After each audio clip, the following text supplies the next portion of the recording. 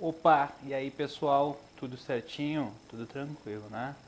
Bom, vamos gravar um vídeo? Vamos embora. A gente recebeu uma pergunta aqui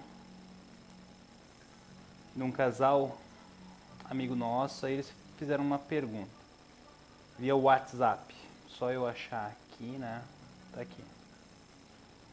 Vamos ouvir a pergunta dos irmãos?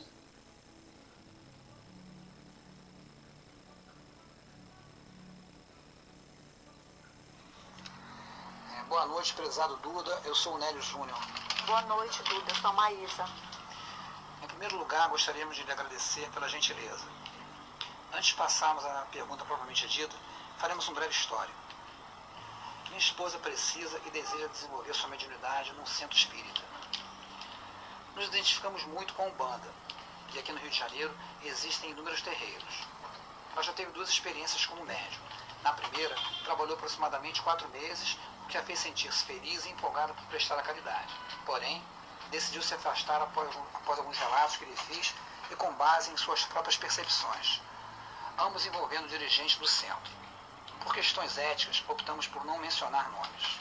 Tais fatos ocorreram durante as giras, inclusive com uma das entidades que o mesmo incorporava, cujo nome preferimos não citar em respeito às falanges espirituais. Temos a plena convicção de que os guias de luz, ou em busca dela, respeitam os semelhantes e seus irmãos encarnados, e assim nos sentíamos incomodados ao presenciar críticas pejorativas ao povo cigano e a ex-médios do terreiro, feitas de forma recorrente e na presença de todos. Após alguns meses de afastamento dessa casa, encontramos outro centro, segundo no caso. Não era bem o que desejávamos, já que traçado com nação Molocô.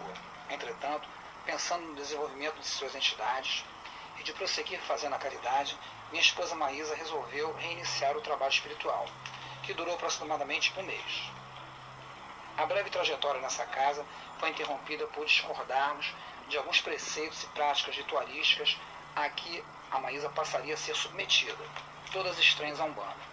Desde então, temos procurado outros centros, meramente no intuito de conhecermos sua essência, esperando que num deles o coração bata intensamente e as entidades possam vibrar com a firmeza local.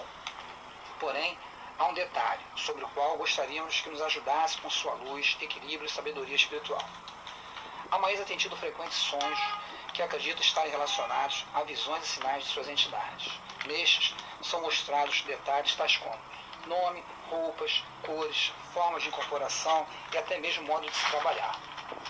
Sua cigana tem todos os traços de pertencer à linha oriental e a pombagira, Maria Padilha. Ambas, nos sonhos, trajando roupas coloridas. Não é tão fácil encontrarmos um centro de Umbanda que tenha gira cigana do Oriente, 2 Exus e pombagiras de luz, e onde seja permitido ao médium usar a indumentária desejada por seus guias.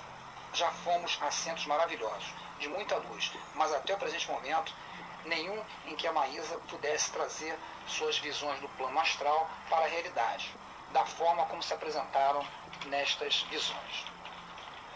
Eis a pergunta a ser formulada pela minha esposa Maísa. Um grande abraço, fique com Deus.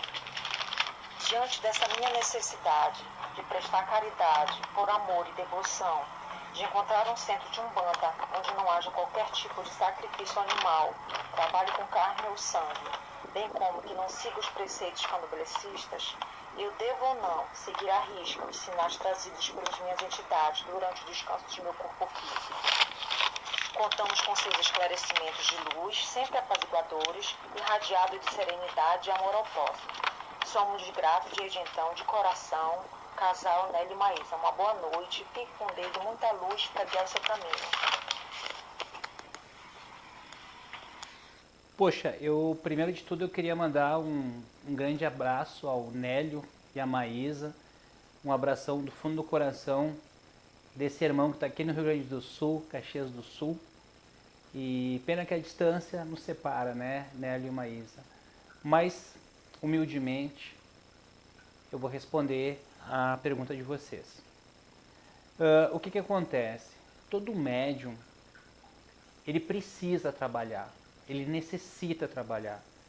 E eu fico muito feliz quando eu vejo assim um casal do bem, que nem vocês, onde a gente sente a energia da voz, vê que vocês são pessoas interessadas e, acima de tudo, uma busca espiritual, que acho que todo médium tem que ter. Essa busca espiritual, a gente passe por várias casas, muitas vezes, e na maioria das vezes, a gente não vai se identificar com algumas casas, mas a gente tem essa busca até encontrar aquela que realmente o nosso coração tilinte. E o que acontece? Irmãos, primeiramente, quem tem que dar os parabéns para vocês sou eu.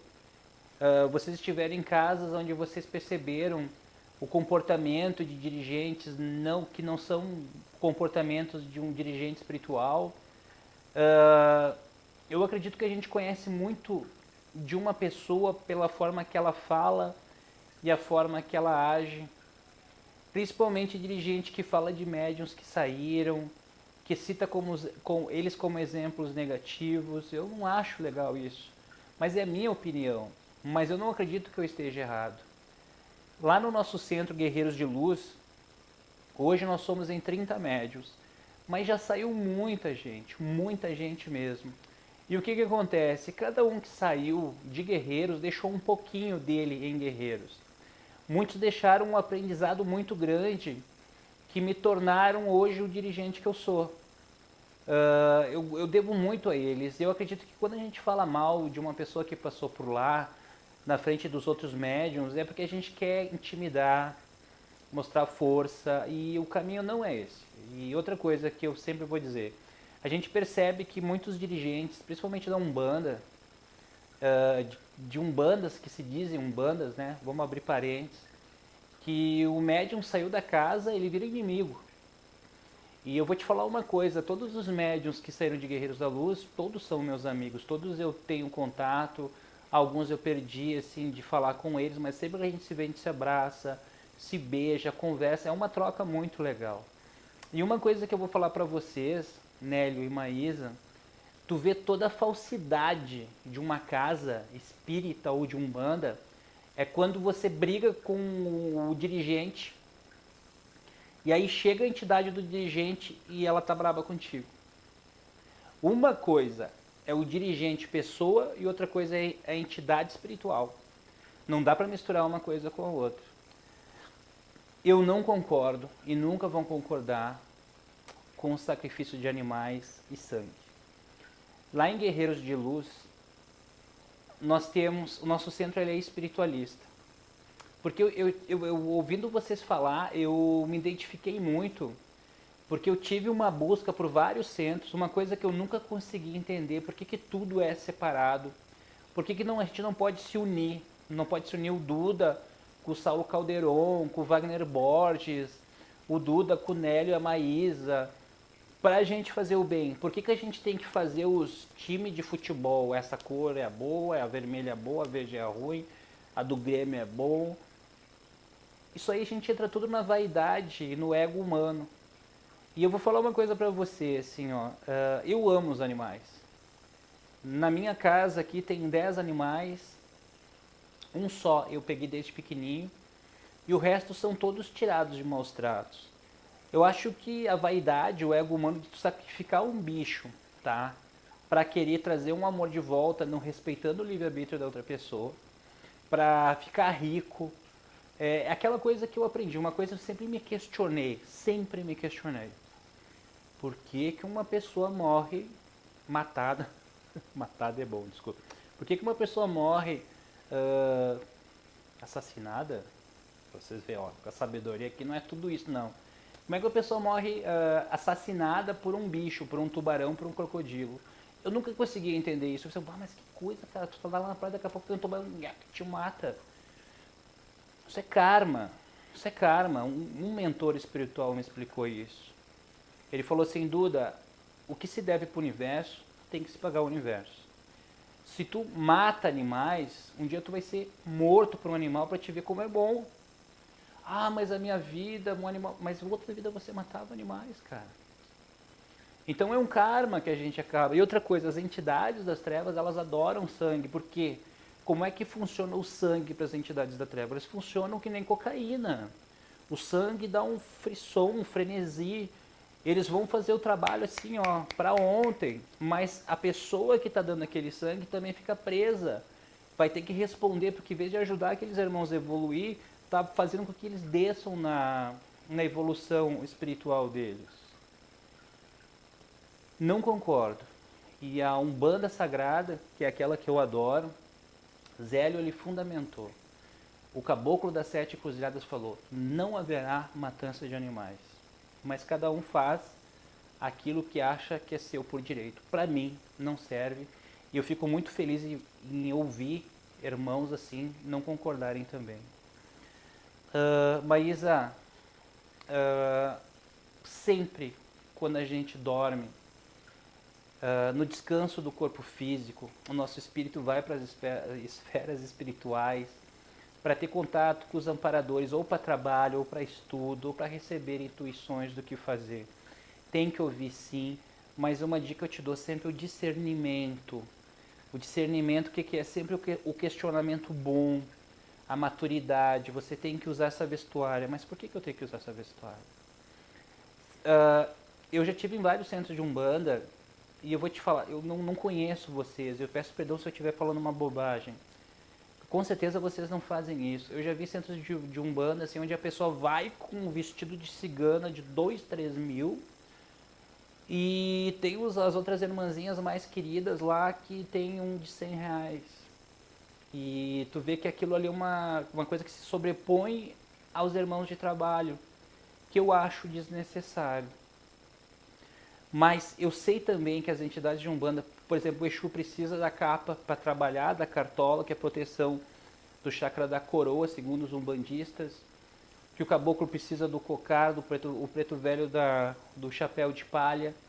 Mas a gente precisa tomar um cuidado com as vestimentas de Umbanda para a pessoa não montar um personagem. Eu acho que isso tem que ter um cuidado. Mas se você for muito sincera com você, e eu percebi nisso na voz de vocês, muito sincera com a incorporação, assim, eu quero incorporar para fazer o bem, para ajudar. A aparência exterior não interessa. Essa desgraça aqui que vocês estão vendo não interessa. O que interessa é fazer o bem. E cada coisa que ela te intuir para fazer, sempre com aquele coração, é para ajudar, beleza, é para ajudar. Faz. E se tu perceber que não dá certo, começa a questionar a entidade. Porque muitas vezes a gente vai para o plano espiritual no sono, né, para descanso, e a gente vem com intuições, só que a gente não lembra no corpo físico.